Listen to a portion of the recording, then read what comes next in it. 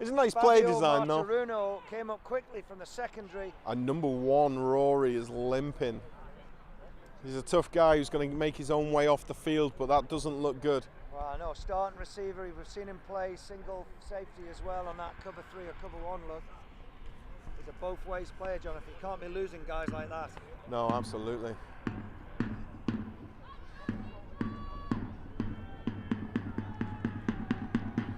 So 2nd and 10. Power right.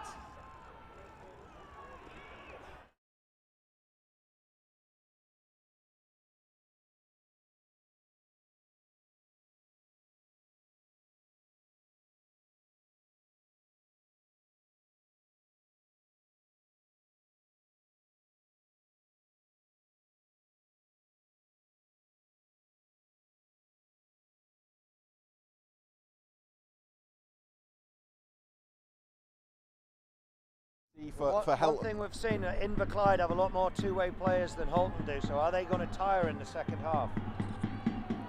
Edge blitz. Oh, an 86 who was open for a small gain, had the ball go in and out of his hands. That's about the 4th drop we've seen from the Spartans receiving core this game, and it's costing them. And that's probably the worst of the lot, because number 57 for Inverclyde walked up into the C gap or B gap area, had a clean blitz, wasn't picked up, and our man Rick Lothian, again, it's main this thing. He's playing his last game. He doesn't care if you smack him in the mouth. He reaches up, clean action, delivers what should be a strike, what should be a first down, and it's left out there. So once again, the Spartans are forced to punt through errors. We know this Inverclyde offense is going to chew up the clock. Nice snap. Got a rush on. I'm going to leave that. Yeah. But here we staying close though. What is it? Here we see again though, it's this field position. You mentioned it right at the start of that drive. Halton started on the 12. They got a first down, but they only got to the 20. Here again, Inverclyde start outside the 30. So Halton started on their own 5, their own 12. Inverclyde 30, 35. They're winning this field position battle, and with a time controlling offense, with a tough, hard tackling defense, that they've got to be feeling good. So Inverclyde with a high formation running game will be quite happy to sit on the clock and play the possession game, play the field position game. They're currently winning. Number 1 has returned to the field. He did jog out the huddle, but he did look like he was favouring his leg a little bit. Spartans show blitz. There's just too many guys in the box to run effectively. I mean, we have seen now, that's a couple first downs where the Goliaths haven't made yards because they've got a 9-man box to face. So it's now getting to the stage where you've either got to run the ball outside or take a shot. Yeah, and interestingly, the last time they took a shot on first down, it was intercepted, but they couldn't have telegraphed it more by going out into the spread. What we really want to see them do is get up in this I form, have a big play action, and then throw the ball as far as you possibly can and let your speedsters make a play. Halton show pressure.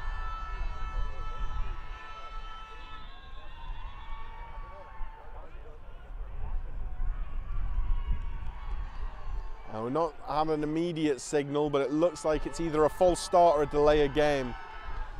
So the Halton sideline really starting to whip up some noise. I wonder if that added to the confusion on the Goliaths offense. We're looking at 2nd and 16 here. 2 players leaving the field, 2 players entering. Are we switching back to spread again?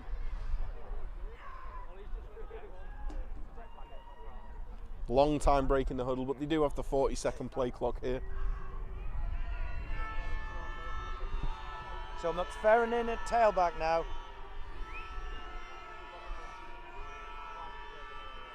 Pitch to the outside, something we've not really seen today. Cuts back. Oh, beautiful spin move. And that's you can see the difference between a veteran player and somebody who's been playing 2 or 3 years. The patience he showed setting up those blocks. He was in no sort of hurry. and the trust as well. He didn't worry about the backside of the play.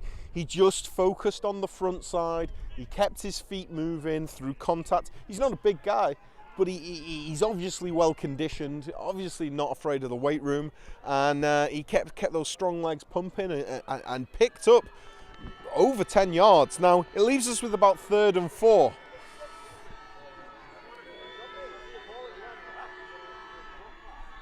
So Halton stack in the box. Free safety's really close to the line of scrimmage. And it's Pitch right pitched this the other time way. to McFerrin again. I don't believe it. I don't believe that was McFerrin. It looks like McFerrin came off the field on the last play. Yeah, apologies, Jonathan. You're absolutely right, but the Spartans managed to string that one out. And there's players down. It looks like 2 players down, and it looks like 1 from each side. So I don't know if there's been a sort of a twist as 2 players have fell on top of each other there. Looks like 2 interior linemen.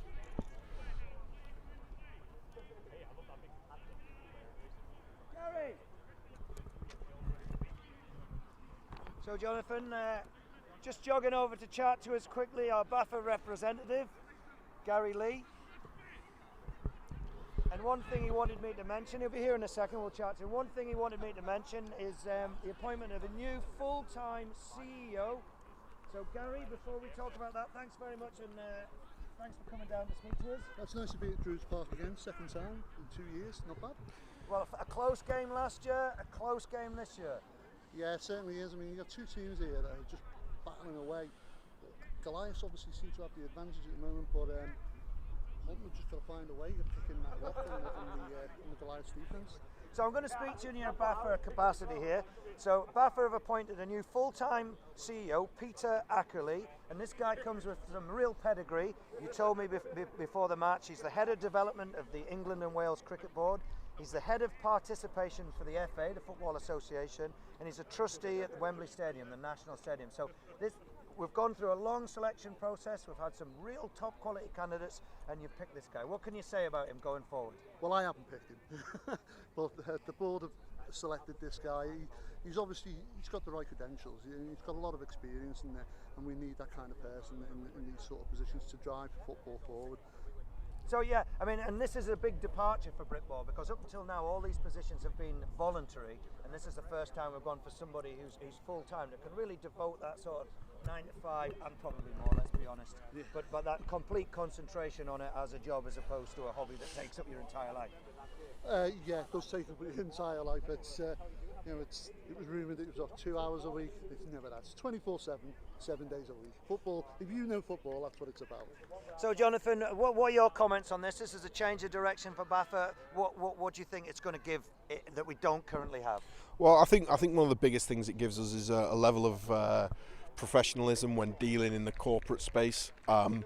The BAFA volunteer staff are wonderful, from the registrations team to the game day crews at the final and stuff, and the board works incredibly hard, but all have day jobs. You send them an email, you probably get a response at night. You might be 25th in the list for a response, and you might get a response the next night.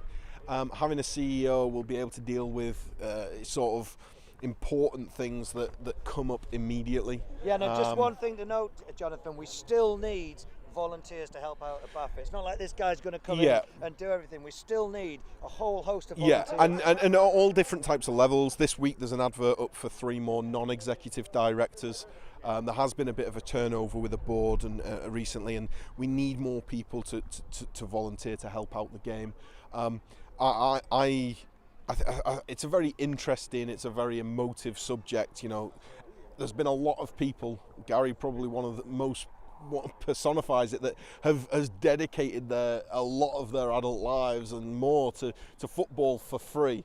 On a pitch. Yeah, there's been some, there's been a bit of backlash of, well, why does someone get paid now when no other people have got paid forever? But the way the game's going, the amount of overall money in the Sport England realm and things like that it needs a level of professionalism, and I'm kind of a fan of the move. I wish it had been made earlier. I think we could have maybe skipped this whole last generation of board that we had in about 2010 when we had the restructure. We could have gone then. But it's difficult because it came in with the governance. Yeah, and absolutely. The moves were made. Yeah.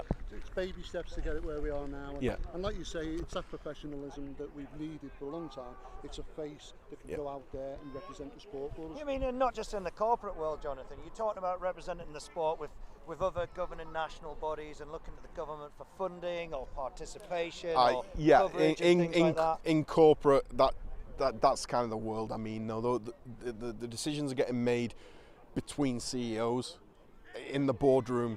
If you don't have a CEO, it's hard to access those boardrooms. You know, Bucks has a CEO. Things like that. Like the NFL has a CEO. So who's our CEO? Well, it's Pete Ackerley. Well, Gary Lee, thanks very much for speaking to us, and we'll see you after the match when you present the trophies. Yeah, thanks very much. And so we have what looks to be a punt here. He's got loads of time and he gets a good spiralling punt, but it takes a halt and bounce and goes into the end zone. His aim was good, Jonathan. It just took an unfortunate bounce. If Yeah. it had gone straight and true, it would have bopped out. Absolutely. He had a great technique, and it was again one of these things that's aimed directly down where we are, and it was beautifully angled, but it did just take that lucky bounce for Halton and gives them a bit more space to play with. But most importantly, it stops number 49 having another shot to return, because he is dangerous in the open field. He's a big unit, absolutely. and he's not had a go recently. I mean, he caught one on the edge of his own goal line, but that's no position to start from. So they've really limited them in special teams. Yeah, and it has to be said that this is the best field position they've had to start a drive in the whole second half. So.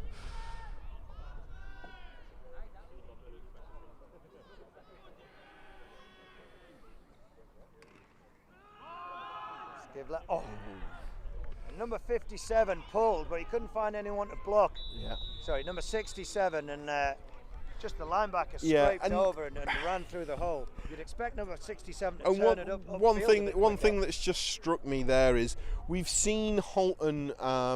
They've been in 2x2 spread. They've been very, very balanced. They've been in 20 personnel occasionally with number 89 in the backfield, but we really haven't seen them in any sort of trips formation, any bunch formation, any wing formation. And actually, they've presented a fairly symmetrical offense to a symmetrical defense all day.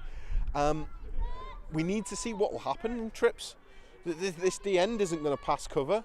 Who's going to come out and cover him? Goes over the middle. Oh. That's a great play by the corner. And that corner we haven't really mentioned much today. Number 26, Stephen Mercer. He's had 6 years away from playing. He's an experienced guy, and he's been an ever-present starter all season. Because he early on it was 16, 25 and number 1 at free safety. Number 1 has stopped his defensive duties after picking up that knock. 25's now back at free safety, and 26 has made a great play on that ball. I was just about to say, number 5 really put on a difficult position in this 44 cover 3. He was the outside linebacker.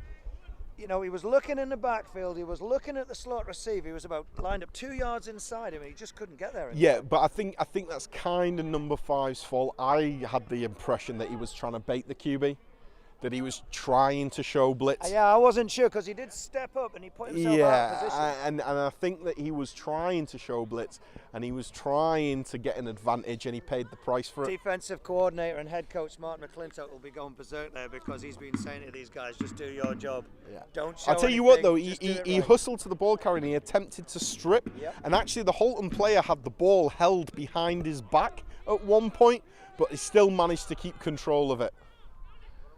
Oh, it takes an unfortunate bounce for Halton.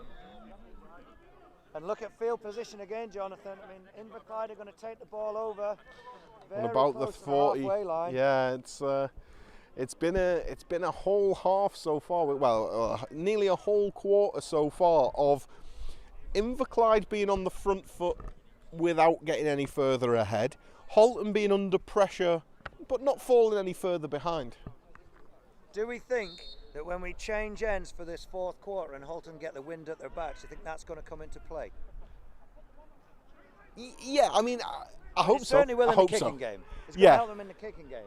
I really hope it does, because It's been a long time since Holton celebrated Gonna see a shot. any points. Yeah, here we go. Roll right. QB looks on that flood concept. So we had the flood concept with the QB rolling right. And he threw it into what can only be described as really, really tight triple coverage there. He was very lucky not to get picked there because there was all sorts of coverage. He was the most covered player I've seen, I think, in this BAFA season. He was in a perfect triangle of vice-like coverage. Really interestingly, number 1, Rory, was deep. He was crossing the field. Quite often coaches say when you're rolling out to your right, don't throw it back across yourself. But he was screaming for the ball. Brings out spread on 2nd and 10. We've got an uncovered receiver, someone going out there late now. So linebacker going out. And that's well played by Holton. Got there. Yeah, and actually, coverage. I really like the throw. You could see that the receiver kind of hesitated, and he's like, am I really going to run myself covered? There's nobody within 12 yards of me. Am I going to run myself covered? He did run himself covered, but the QB back-shouldered it and gave him a chance.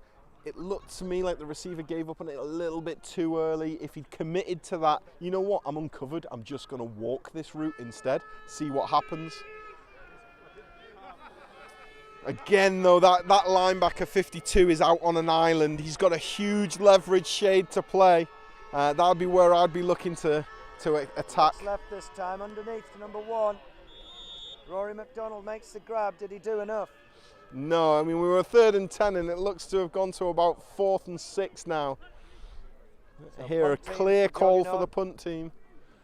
So we're now in a stage of the game, Jonathan, after an explosive first half of football, an offensive heavy half of football. The defenses have adjusted, and we've seen a lot of 3 and outs or 1 first down and out. Yeah, what I'd say is one of the defenses has adjusted. Holton's defense has definitely adjusted. It's definitely thrown in multiple looks, and it seems to have slowed Inverclyde down. In terms of Inverclyde's defense, I don't think it's adjusted. But I don't think Holton have made it. Offense. Yeah, they haven't made it adjust.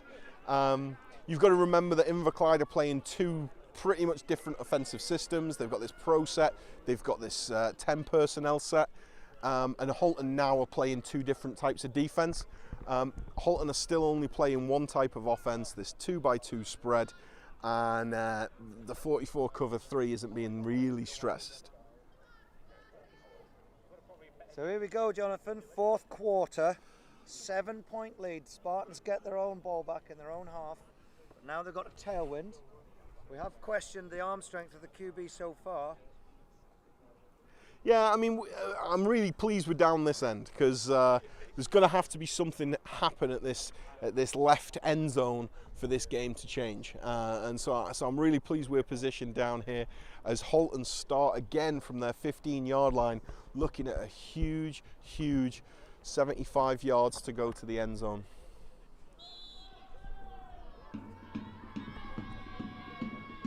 Bring a tight end in now. Just 3 receivers and a shotgun. And this is nicer. It's nice trade. No, is he in the backfield? He's in the backfield again. H-back. So it's that Gets 20. space around the outside as a flag goes down. There's going to be a hold in as number 9 takes his defender to the floor.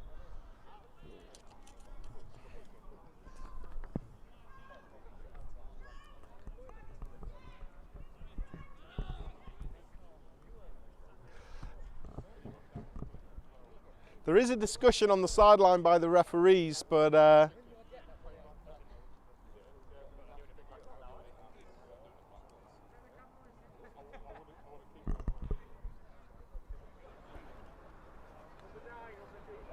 okay, it's been given as an illegal block in the back, not holding. Okay, it's roughly the same, roughly the same outcome here. They're going to go back. They're going to go sort of nearer their own goal line. They're going to snap the ball from roughly their own 10-yard line and be looking at 1st and 20. Yeah, and the thing is, Jonathan, we've talked about these penalties costing Holton. You know, we're now in the 4th quarter. Yeah. They've not scored for quite a while. They've not had a decent drive for quite a while. Yeah, and now now they're looking at 80 yards. right. And he's well tackled, and not just well tackled, but gang tackled. 2 players in on the stop. It's going to leave us with 2nd and 18 or so. In fact, the stick doesn't even move, signifying no gain.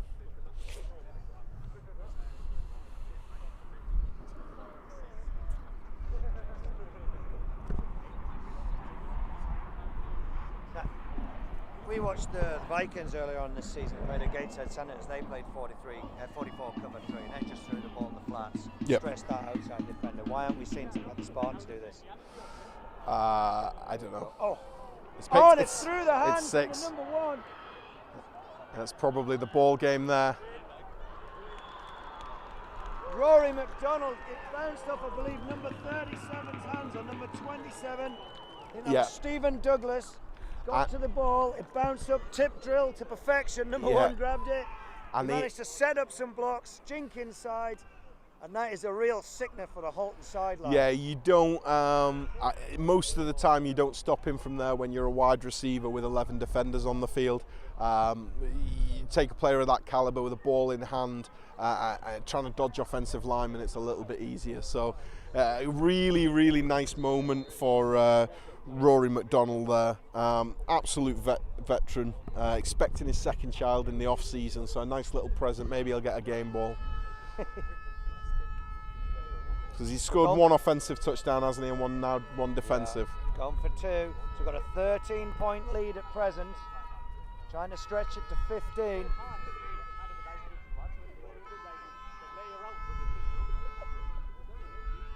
McFerrin on the carry. It looks good. Rory The McDonald hands signals go up, it's a 15-point lead. And the referee says it's good too. 15 points, Jonathan, early in the 4th. Yeah, and 15's a real difficult one. It's that 2 scores with an asterisk, because you've either got to get the 2 touchdowns and a 2-point conversion, or 2 2-point conversions. If you're a team that practices your field goals a lot, which Halton is, which they are, it means you've got a little bit less practice team on your 2-point plays. Inverclyde will only be practicing their 2-point plays because they don't kick the ball very much. Halton, a field goal with 15 points doesn't really do much good because it still leaves you 12 behind. So Halton need a play, an explosive play. They need some chunk yardage right now because we've got, 12 minutes left of this ball game? Yeah, I mean, we're not at panic stations yet, Jonathan, but we certainly need something to happen on this next drive for Halton. At least pick up a few first downs and pin the Inverclyde Goliaths back. But we've seen them start drives from their own 12, from their own 20, and go to full length. Yeah, absolutely. And these returners can change this in a blink of an eye. He's patient, he explodes, and here we go. Picks up, cuts back, and number 5, the kicker. Fabio Martiruno with, I'm going to say, a touchdown-saving tackle there. Absolutely, yeah. And we've seen these returners. We've said it can go on the blink of an eye, and now they get a very, very good opportunity with the ball on about the 40-yard line heading in. Now, unfortunately, it looks like the player making the tackle might have got his head in the wrong position because I think that there was actually a guy that was blocked just before the tackle. Number 5 made the tackle. He's the one attending to him at the moment. Okay, good. So is it just a hit? I think he was blocked and then pushed to the floor, I think. Well, he seems to be conscious and talking to the medic.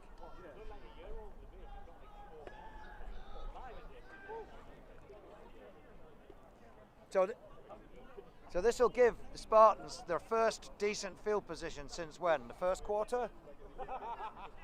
Yeah, I think so. Yeah. They haven't been over the halfway line many times. The good news for Halton is, though, that even though they've been starting their drives under their own goalposts, they've tended to have got 1 first down, 2 first downs, had opportunities to get more first downs. If they can do that once or twice here, they're going to be really knocking on the door. I'm rooting for them here. I hope they can score. I believe that's number 8, Andrew Kerr, who joined the club. Is that 87?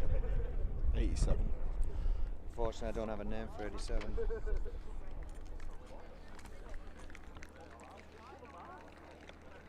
John Murphy, a rookie in his first senior season, he manages to lead the pitch under his own steam. Yeah, and he looks like he's walking fairly confidently as well, so well done that man. So at what point, you're now the Halton Spartans offensive coordinator, at what point do you start thinking of deviating from your first game plan, starting to go towards the back of that playbook? Because you're going to need to start getting points and points in a hurry. Yeah, it's a tough one. 2 quarters ago, maybe the right answer. Right now is probably the last chance.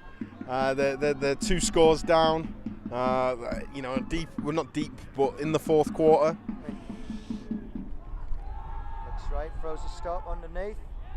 So I mean, number 25, the free safety, Bud McFerrin, was lined at least 15 yards deep. He's just taken away the touchdown. Inverclyde are now saying you're going to have to complete underneath, and that's going to chew the clock up. That's one of the first pure wide receiver hitches we've seen from Halton in the day, and it's something they should have been doing a lot earlier, because the cornerbacks are playing quite soft, they're quite back, and really that ball's through the receiver's hands, which might end up being the big story of the day. Gives it up the middle.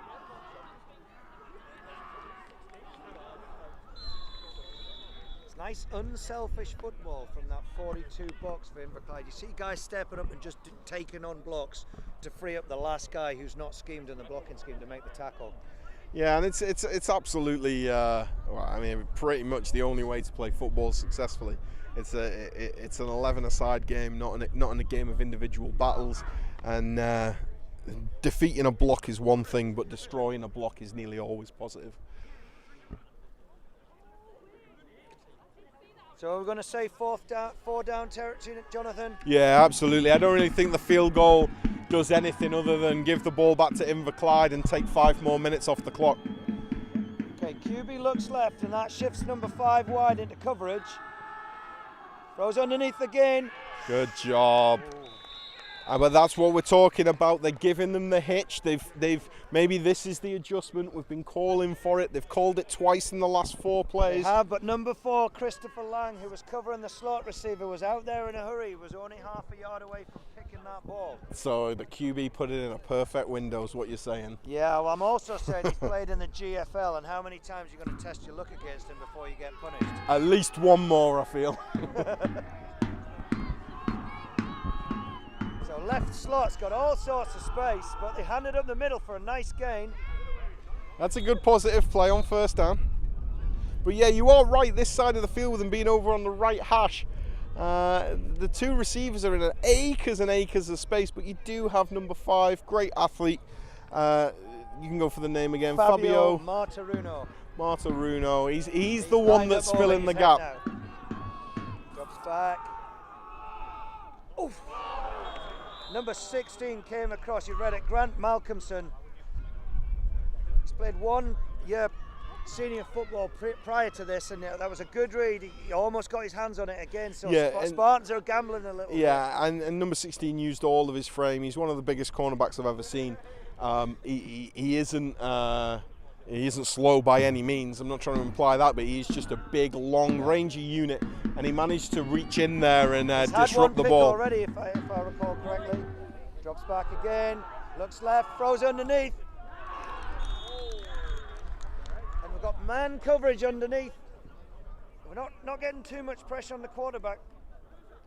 No, the quarterback has a little bit of time, but the receivers don't. With this man coverage and the free safety just being able to play the QB and play his arm by virtue of being so deep, these guys that are looking open are becoming not very open very quickly. I mean, Stephen Mercer got great coverage and managed to break the pass up. The pass was on target, but he got his hands in there and did enough.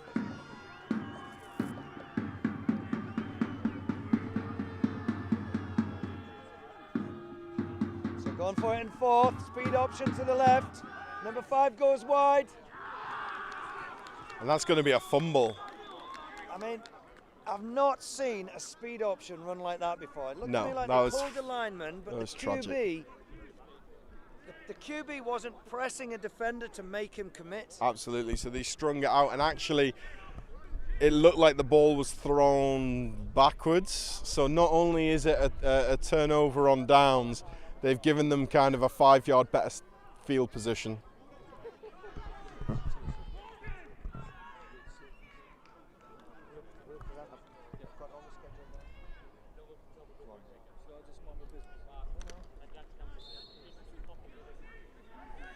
So Inverclyde are now just going to look to chew that clock up, march slowly down the field, pick up as many first downs, and just put an extra nail into the coffin. Yeah, it seems to be the way it's going to go. Right, McFerrin Good move. finds a little seam, and he's not going to get caught. There is a flag on the play. And Halton Spartans defense have their heads down, but this little flag might be just enough sniff of daylight to lift their spirits. Yeah, I mean, that's one way of trying to make the clock expire, just ripping out a 60, 70-yard touchdown. Extreme patience, but it is coming back for holding. 51. That's Musty Bastakin. It's the team captain, recently married, conveniently in the team's bye week. Well done. I hope he didn't plan that in advance. No, I hope he did, and showed Brit ballers round the country how it's actually done. Said to his fiancée, we can get married on this weekend because it's a bye week for the playoffs. Yeah, you do know I get married in 5 weeks because the season starts in 9 weeks. So that's the first time really we've seen one of these costly penalties go against the IVG. Yeah, it's the absolute best time for it to happen. That would have been game over. It would have been game over, but it's still big favourites for the game situation. 2 scores up with the ball in the 4th.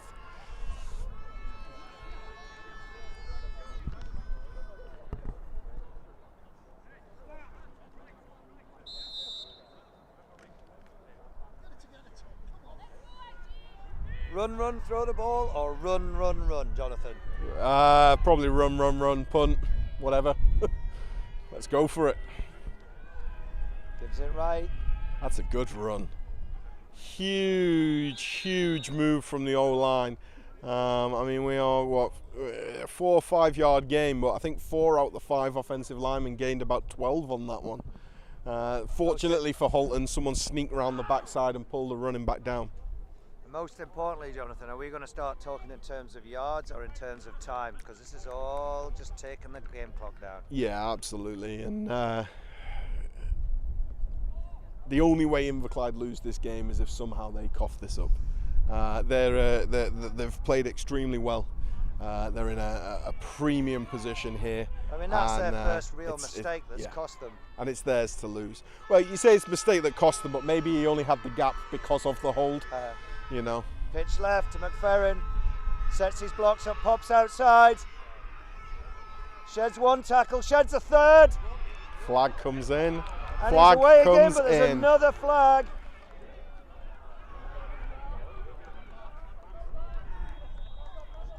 Getting signals from the sideline, it's against IVG.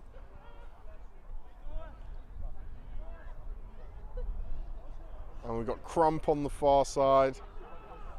And number 25, Bud McFerrin, walks very slowly to his own sideline. I think he's saying to his coach, can I have a bit of a breather, coach? I've just run 2 in now.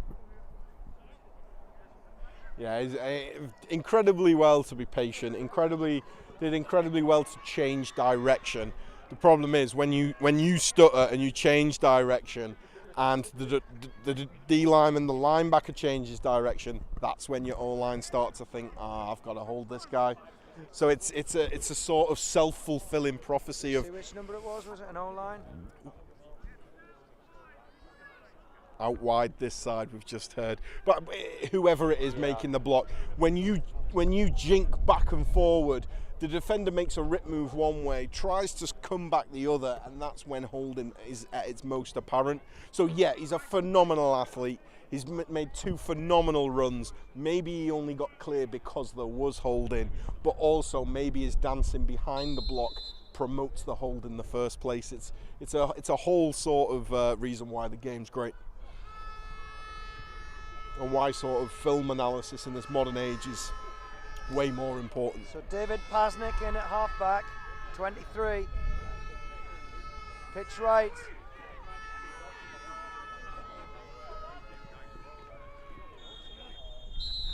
good position on his fullback, but his fullback just completely missed the cut block. I think he pushed his fullback over.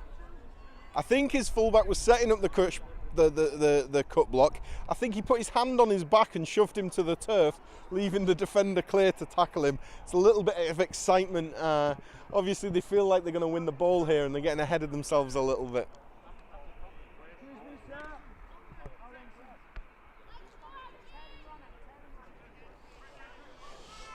Just under 10 minutes, clock's still running in the fourth quarter.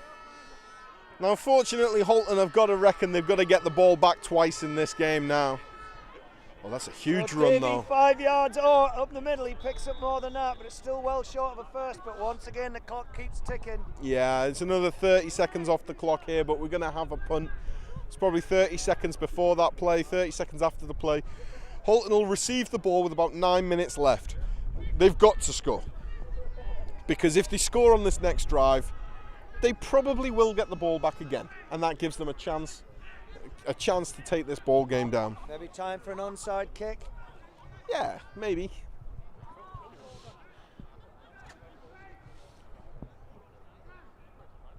We do have some danger men back to return. Ferrin looks. He's gone for the sideline. That's a beautiful kick. Yeah, he's done very, very well. A great spiral on the ball. He's very, very composed, and it's really nice to see. They kind of let a free rusher come off the edge. They have a personal protector for him. If the player goes outside the personal protector, he just sits in the pocket and waits and launches a big one. If the player takes an inside move on the personal protector, he just calmly rolls to the side, turns it into a rugby punt, and launches it. Very, very composed play there. All the while buying more time for his coverage guys to get downfield. Yeah, absolutely.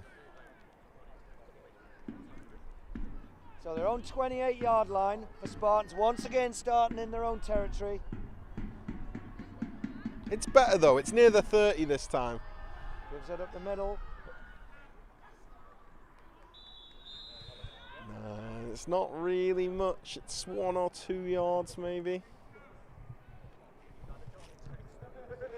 Yeah, I'd like to see Holton just go empty, go trips bunch, just to see what Inverclyde will do. They've never once asked that question. Yeah, I mean, you've got a 44 cover 3, that's all they've played all game. If you put trips to one side and you ask linebacker 57 or 37 to come out the box, are they capable of it? Will we ever find out? We just don't know.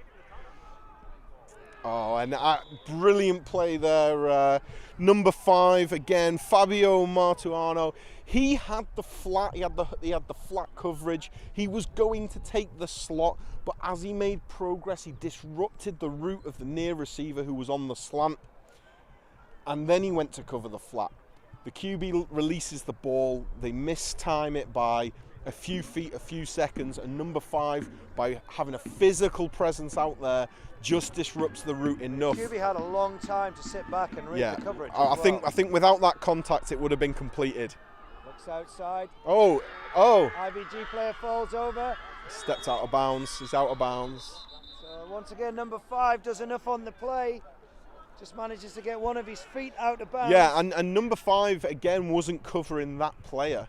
He was covering the player who broke underneath. Well, they had a crossing pattern, and the guy that was covering that, I didn't see the number, actually fell over. Yeah, and so number 5 did well just to gain ground and understand that he had to make a safe, secure tackle as opposed to trying to make a play on the ball.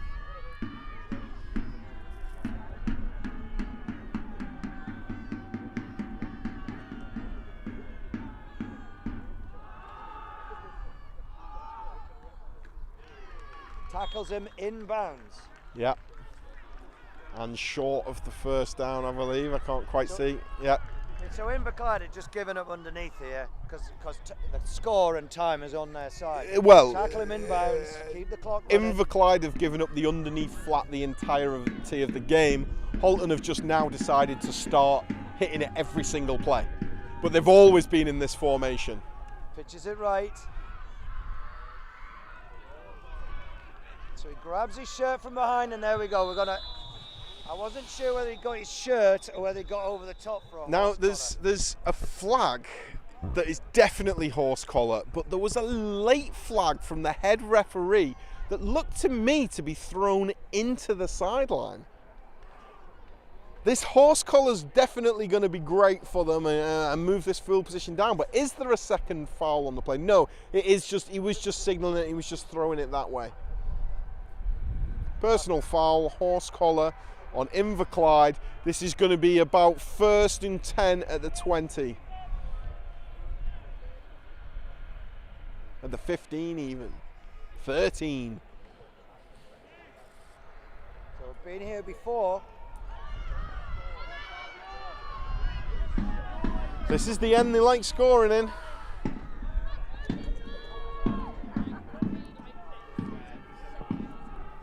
You what? And we've got early whistles.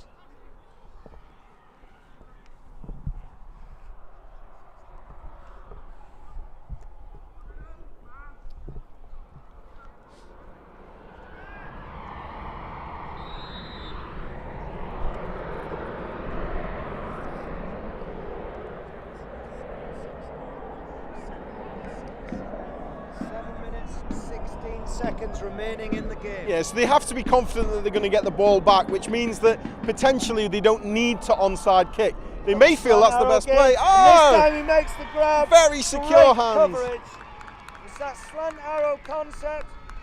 Oh, and I Great think coverage. he's Turned his injured. shoulder, but he scored a touchdown for his team. Yeah. Number 26. Stephen Mercer was there and all over him. He might have dislocated his shoulder, Jonathan. Yeah, it looked like he landed awkwardly on it, and he immediately, his teammate was about to celebrate with him, but he immediately signalled.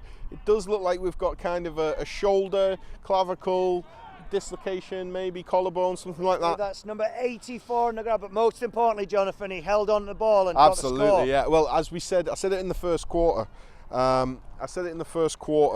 It hurts a lot less when the referee puts his hands up. It's number 84, Ross Dryden. He's had a couple of touchdowns now. He has had a couple of drops, but now when it mattered, he caught it. He held on, and this game is back alive. He has gone to the sideline. Tough kid. He's got himself up on his feet, walked off under his own steam. They're going for the 2 now. This is a crucial, critical 2-point play. They've brought the guy in for 20 personnel.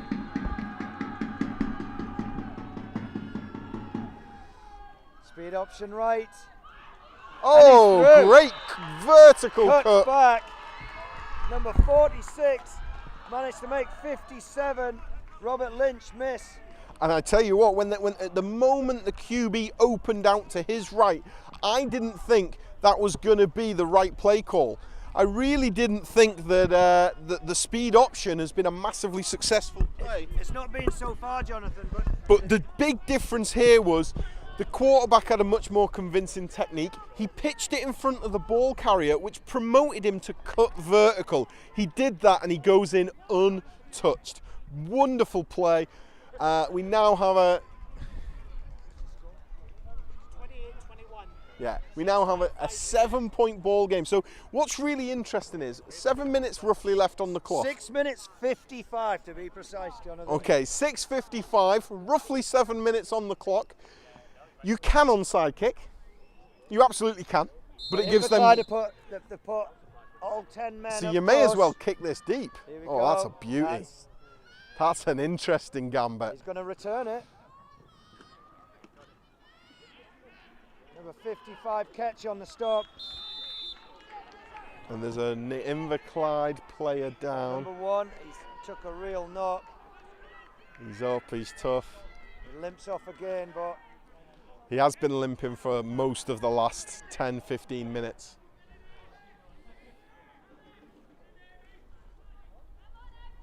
Type of player though that just doesn't want to stay down. Wants to take himself off to the sideline under his own speed. So Adam Smith, 82 on in his place. So we're now down to a 7-point lead, Jonathan. We're going to run the ball, aren't we? Yeah, I mean, it's really interesting that they went for their 2-point play now, so they know. It also gives them the option on the second one to go 2 points for the win if they're feeling the momentum. 23, pitch left, he's away from the play. McFerrin's got blockers out front. Gets to the sideline. The Picks ball up the is first out, down. but he was already out of bounds. And there was that's the problem that Holton, they did that backside blitz. You know, that takes one guy out of the play straight away if you pitch it. He had a pulling lineman, he had a fullback out in front, he had all sorts of time, and he had that patience to set Yeah, up and his actually, blocks. one of the really nice pieces of technique in there, not someone we've mentioned too much, Kevin McAdam. He essentially, he had perfect technique on the reach block. He had lateral feet moving, he had his hands in a great chest plate position, and even though the defensive end was stretching the play out, he was always under control. Really nice block there from Kevin McAdam. Gives it left. Mike Orr carries the ball up the middle and picks up a reasonable amount, couple 3 yards maybe. So that's the son of Davy Orr. So you know what?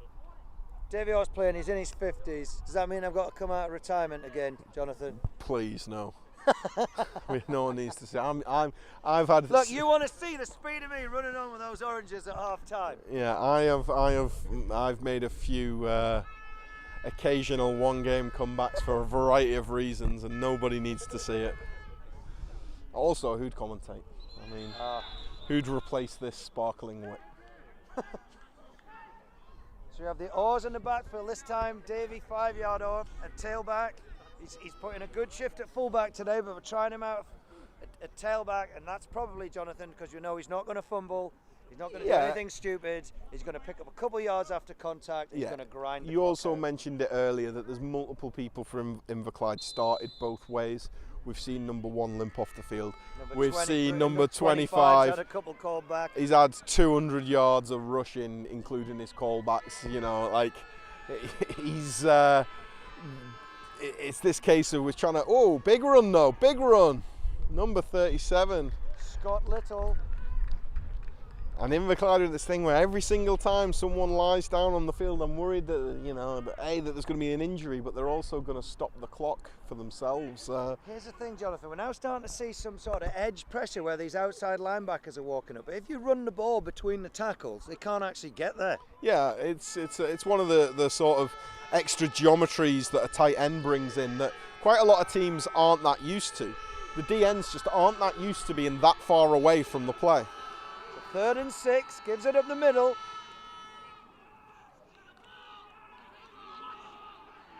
So push on from IVG, looks to be just short. He's still up.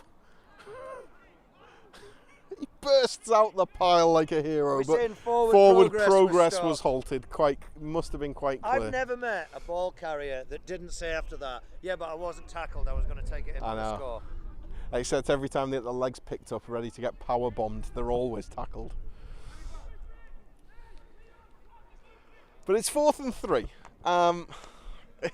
You've kind of got to put it away here, but I tell you what, if number... I'm going to go for that rugby punt and see if we can sneak one around the edge. You only need 3 yards. If number 25... We're going for it, Jonathan. Let's roll the dice. Timeout. Okay, so they were seeing if they'd jump, see if they'd get a free one.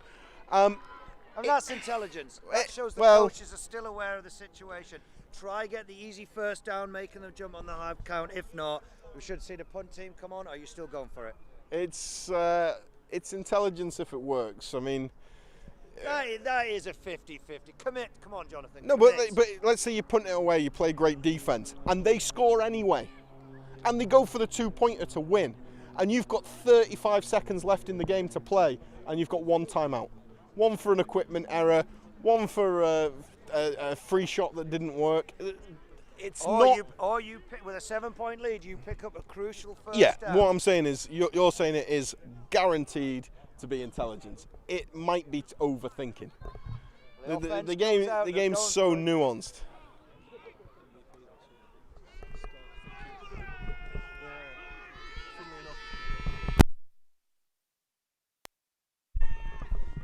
Gives it to the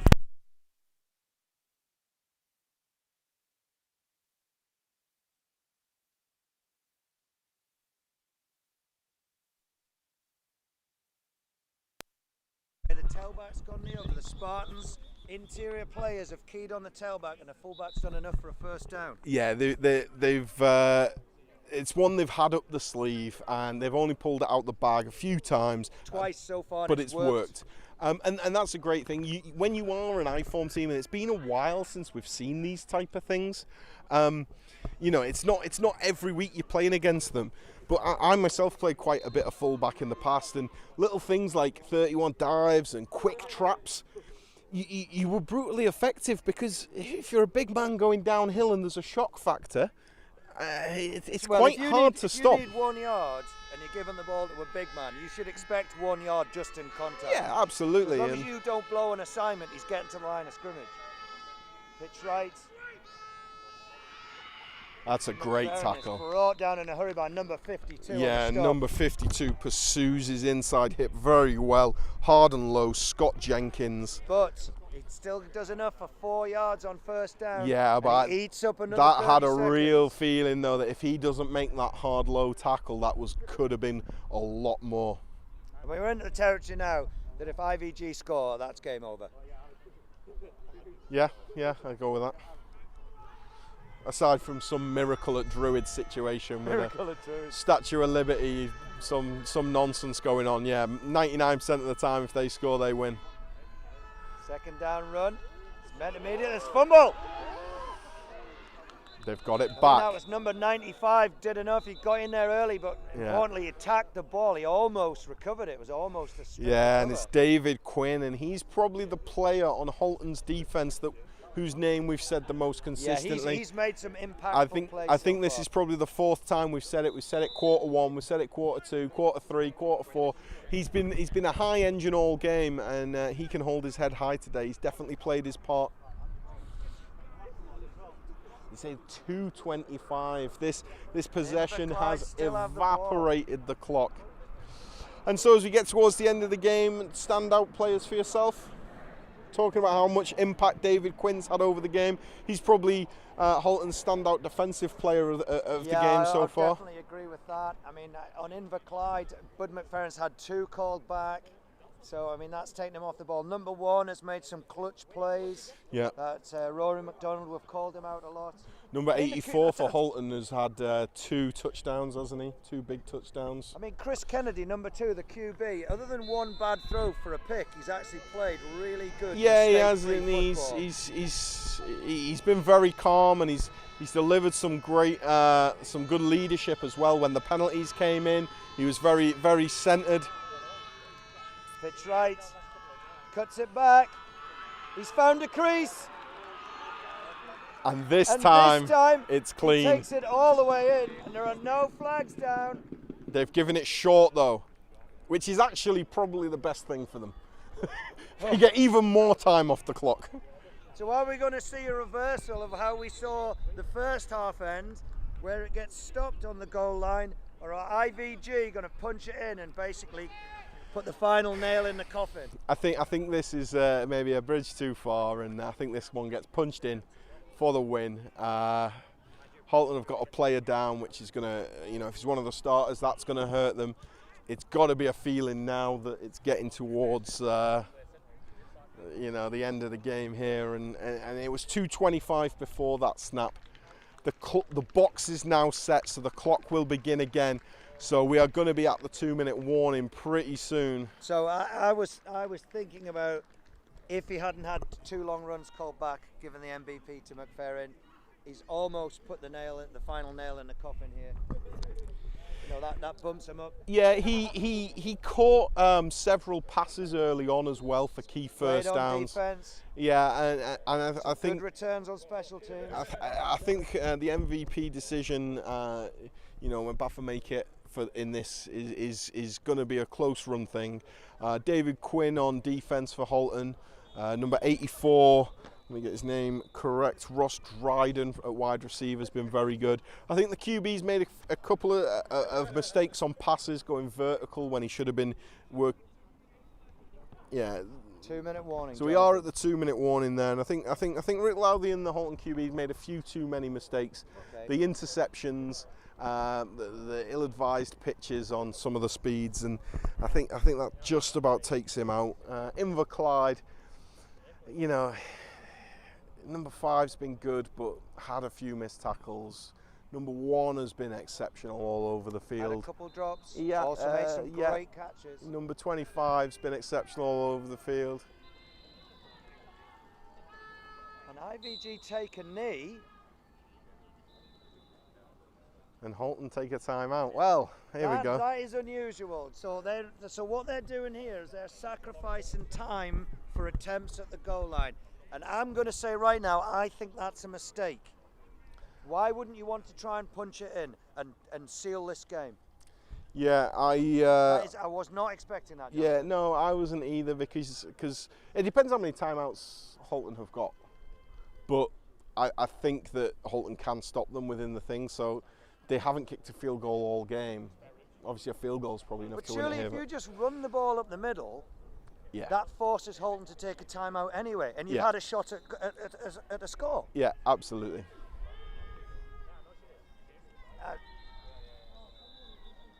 I mean, have we got our calculations wrong and they can run the game out here? Let's see if this is the final timeout.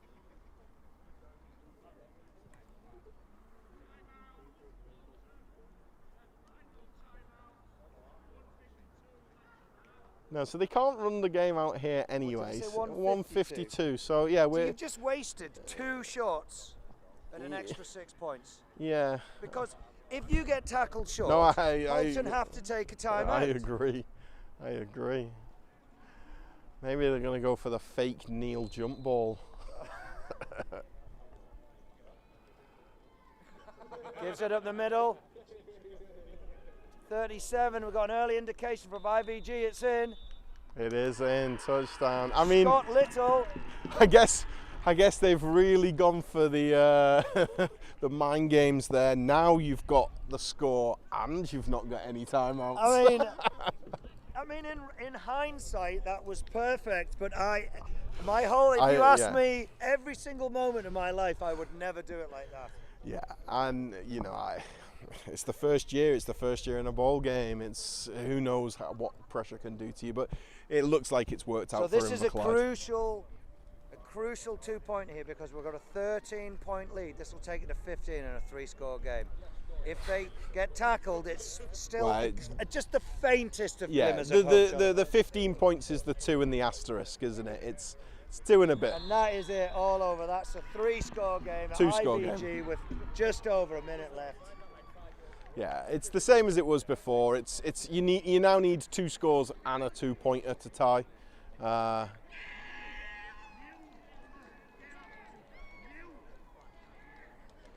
Now, do you remember back to our first review? I picked Inverclyde in that first round, and you were like, okay, I can see them doing it. I said, and they might even go all the way. Who said that? I did. I tell you what, people have very long memories because whenever I get something wrong, everybody's there to remind me of it. Yeah. I don't. You know, I'm gonna have to go through all your. You're gonna have to go and look at the prediction show. You're gonna have to get it up. You have to give us a few more views, smash that like and subscribe button, hit the notifications on the bell. Did you actually use the phrase, they could go all the way? Yeah, I did, and you said, what, all the way to the bowl? And I said, yeah, they might just even win it. So interestingly, they give the returner a shot. I had a squib kick that one, but we have the reverse. No, fake reverse. He hits it. He hits it hard. Oh, great backside tracking. Number 20. Is that number 20?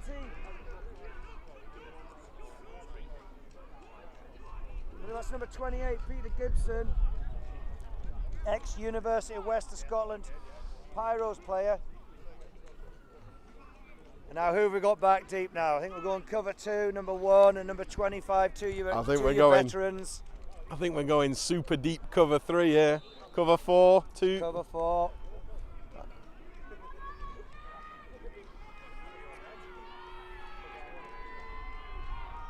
No pass rush of any sort. Cover 2 man. He's open. How's no timeouts. How's the fumble? I think Holton's got it back, but only. Number 1, Rory McDonald. Comes up with the ball. It's a signal. There's a signal on the far side. They've given first down Holton. First down Holton. But hey, how's those timeouts working? There is no way you're claiming that's a good decision earlier. No, I'm not. I'm with you. The look of puzzlement on your face when he took a knee. It appears to have worked out, but... So we've got cover 2 man. Now we have cheers from the IVG sideline. Looks for the corner. Throws underneath to number 9. Good grab, tackle by Rory. Now the clock stops until the chains are set. There is a flag down as well. Now, really interestingly, it's one of these, you know, truisms or level 1 thinkings of the game. They've got 3 deep across the board. They've dropped all the linebackers. They're only rushing 3. Why? These guys can clearly cover the Halton receivers for 1, 2, 3 seconds. They can't cover them for 4, 5, 6 seconds. IVG are being too passive here. They need... So that's against Halton. That's a brutal penalty. But if I was in Inverclyde here, I would send at least one from a different position that's gonna quicken the clock. They're giving the 5. No, maybe not 5. I'm okay rushing 3 D linemen and 1 guy from a unique angle, but I need this clock a little bit quicker. If you rush someone outside the defensive end, the tackle's in a bind. No, both linebackers drop. 3-man rush.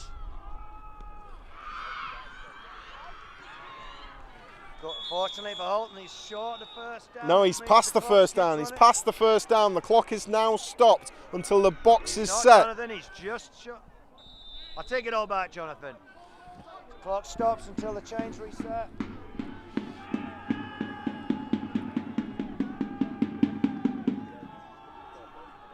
Looks for the corner. It's up. 26 is back.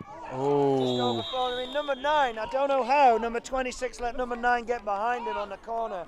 I think it ended up being very fortunate for number 26 because he stopped and the ball went over his head. But number 9 slowed down on his route as I think he was playing the DB more than he was playing. He's going, am I going to have to... As he was going up to get the ball, I think I'm going to have to fight this guy. And it went over both the head. 33 seconds remain, Jonathan.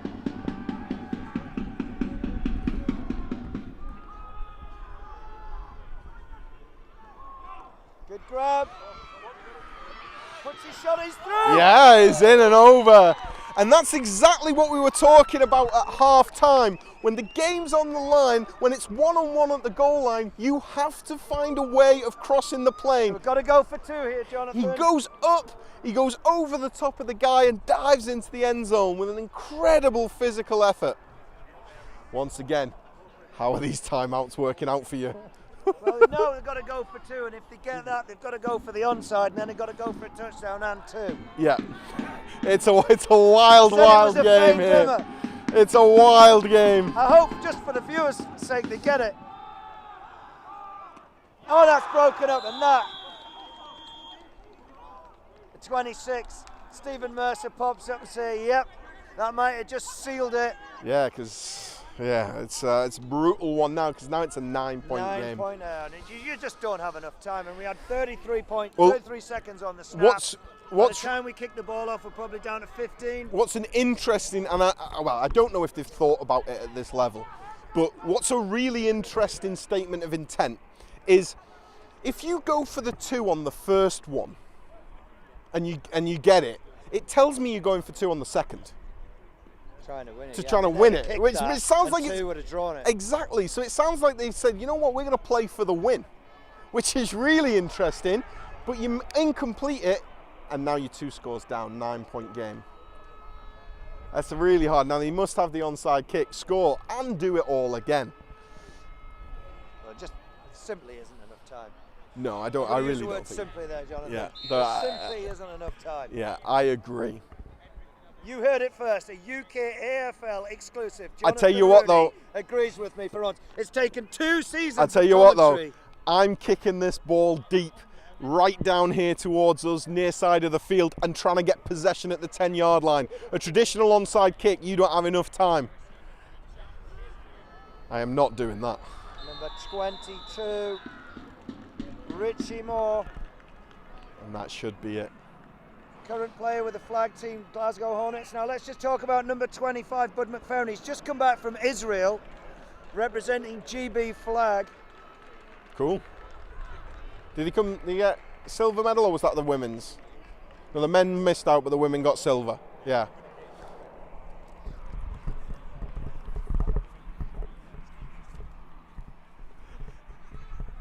Yeah, I believe it's that way around. I think the men just missed out, and the women managed to pull a silver medal. So now you're going to predict the QB taking a knee? I am. I think the QB Dan here Marino takes a knee. style fake spike and throw to fade. Potentially. Well, we have as the playoffs started, the number 2 ranked Halton Spartans, perfect season up until now. A single knee. It's flag.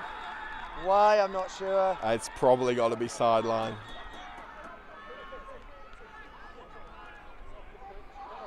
So we can't finish on a flag, so we're going to have to snap the ball again. You can finish. You can finish on an offensive flag. If it's a defensive flag, I'm pretty sure Inverclyde will decline it.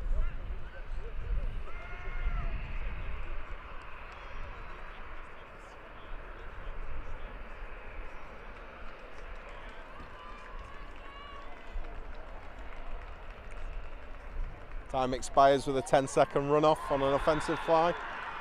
So there we have it, Jonathan, your new Division 2 North champions. Inverclyde Goliaths, Rookie congratulations. Season Inverclyde Goliaths. Started the season not very well. They've beaten 2 playoff caliber teams in the regular season, Dumfries, Clyde Valley. They've beaten Lincolnshire Bombers, beaten the number 1 seed Birmingham Bulls, and now they've beaten the number 2 ranked and up till this point undefeated Halton Spartans. And I think it's clear and fair to say that all the media, all the ranks, all the ratings, they matter little. And Inverclyde are the number 1 team in Division 2 North. I think that's really fair to say. They've been impressive today. They've gained yards in the air, yards on the ground, and they've played well on special teams, making key tackles on huge returns, and deserved champs. Yeah, I mean, I think they've taken their chances. They've made fewer mistakes. Halton in the first half especially just repeatedly shot themselves in the foot, but I've been very impressed by this Inverclyde offence. They've been a successful run team, but also have capitalised on Halton being forced to stack the box and have thrown the ball well. Yeah.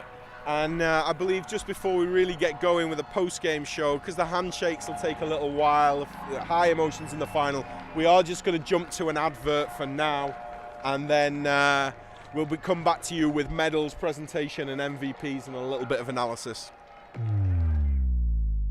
EP Sports brings you the UK's largest range of American football equipment, from helmets and shoulder pads to gloves and boots. They stock all the latest items from the biggest brands with great prices and fast shipping options all across Europe. What's more, EP have just launched their own teamwear range, allowing you to rep your program in a huge range of garments from top suppliers.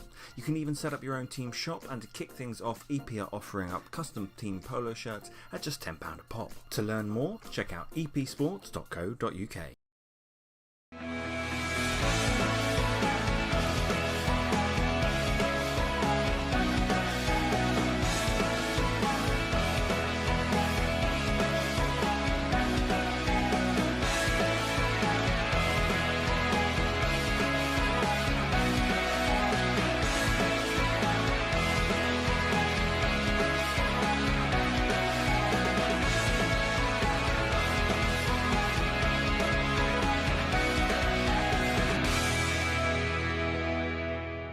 Traveling this holiday season, you are going to want to get this, guys. Check this out. This is the homing pin.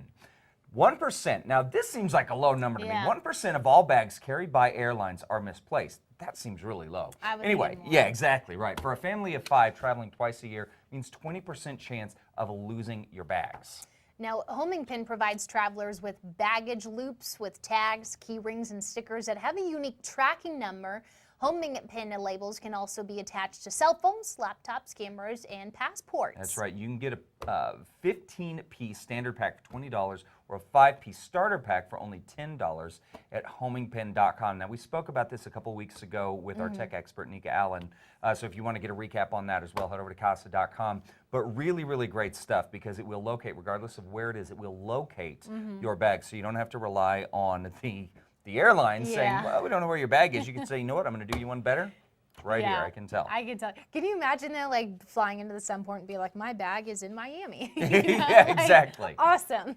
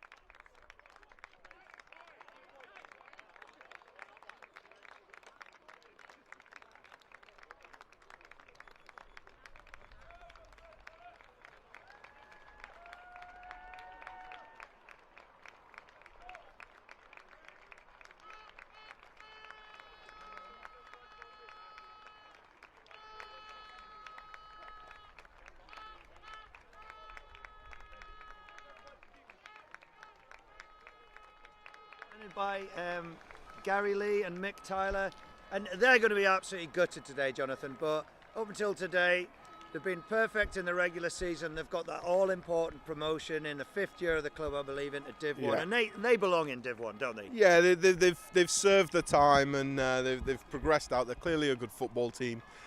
Of course, they've left a perfect season on the table. It probably hurts 10% more than it would have hurt, well, maybe even 1% more. They lost the final, that's what matters. If they were 4-4 and scraped in and won the final, they still would have loved it. Now, I'm going to jump you back 3 weeks ago when you said the final and the bowl game didn't matter and all that mattered is the promotion. You can't tell me that those Spartans aren't going to look back on the season and think, if only we'd won that bowl game. I mean, potentially, but it's kind of it's a difficult thing to say because it's an emotive subject, but ultimately they've come, Inverclyde have come joint 42nd in the country. It's a sign of a nice reward for the hard work that's been done to get here, and now they're in the 40 to 13th in the country in Division 1, and they've got to reprove themselves again. I mean, I don't know. I don't know anyone who's retired with a D2 bowl game win and said, I made it and had the greatest career. I think everybody's got higher aspirations, and if Halton stay in Division 1 and make Division 1 playoffs in the next 2 to 3 years and win a Division 1 bowl game, again, for me, you've got to be saying, well, can we now go to the Prem? Because they're in the same region as Merseyside.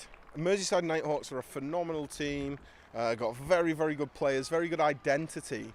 But these guys are in the same region. There's already people, particularly on the offensive line, who've left from the Merseyside Nighthawks and joined them. They're in a much longer fight than one afternoon in Division 2, in my opinion. But then people do recognise me as a bit of a misery guts, and So Inverclyde Goliaths go up and pick their winners' medals. We saw very sportingly the head coach and the general manager of Hull Spartans go down and shake the hand of every IVG player, and they must be gutted right now. Ian Derbyshire's done so much to create this club, out of the ashes of the Halton Demons from the 80s and 90s. And to be honest, and that's another thing, that losing this final doesn't define Halton Spartans Absolutely in any way, not. shape or form. They are a first-rate organisation. And I mean, as you said, they were still going for the win. Oh, with 100%. And they're a first-rate organisation with unbelievable support, watching back home, made the journey. They're a fantastic credit to themselves. Win, lose or draw today, they were already winners in my eyes because they won promotion. The season goal is to win promotion. I'm not a fan of calling people national champions when they win Division 1 and Division 2, and in Division 2 it's split, so it's Northern champs or whatever. So next up we have Bud McFerrin receiving the MVP award. Yeah, I know. The silver solver, I was told by Gary Lee. And I said, Yeah. What is a solver? He said it's a dish. Yeah. He has deserved it. He has been the biggest game changer on the field. So here we go. Gary Lee looks down now. He's got that all-important Div 2 North trophy. Very, very calm. Pause for photos. It's been interesting to see for Inverclyde number 7 on the sidelines, not in kit today, unfortunately dislocated injured. elbow last match. But he was the starting right tackle. But he's very clearly an important member of the team as he risks the total. He's one of the founding members. Yeah. But yeah, they've done pretty well, and it is a good spot to mark what an incredible achievement this season's been.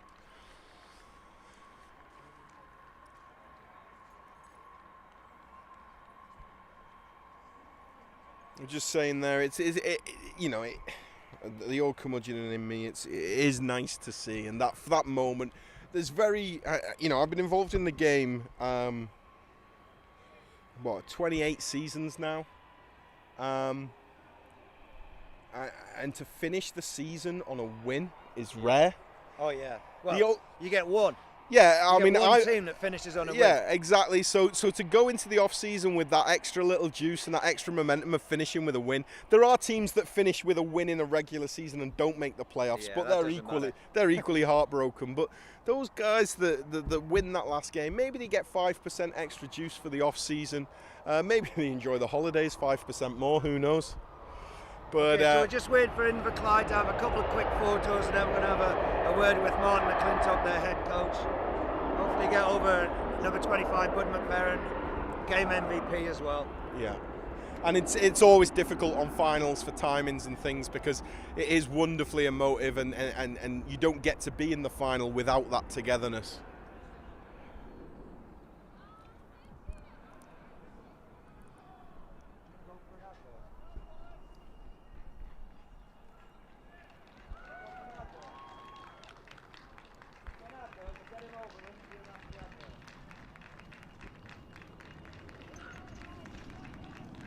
Okay, we're just going to go to a quick advert, and then we're going to get over some representatives from IVG to give us their thoughts on the game. EP Sports brings you the UK's largest range of American football equipment, from helmets and shoulder pads to gloves and boots. They stock all the latest items from the biggest brands with great prices and fast shipping options all across Europe. What's more, EP have just launched their own teamwear range, allowing you to rep your program in a huge range of garments from top suppliers. You can even set up your own team shop, and to kick things off, EP are offering up custom team polo shirts at just £10 a pop. To learn more, check out epsports.co.uk.